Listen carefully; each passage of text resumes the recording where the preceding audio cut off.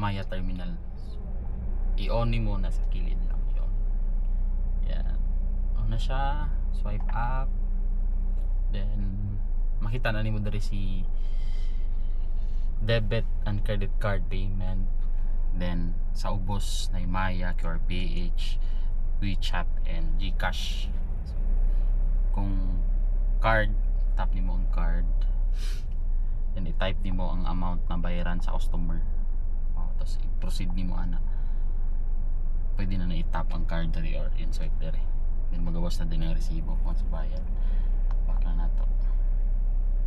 So for QR naman, diri pod sa ka QRPH.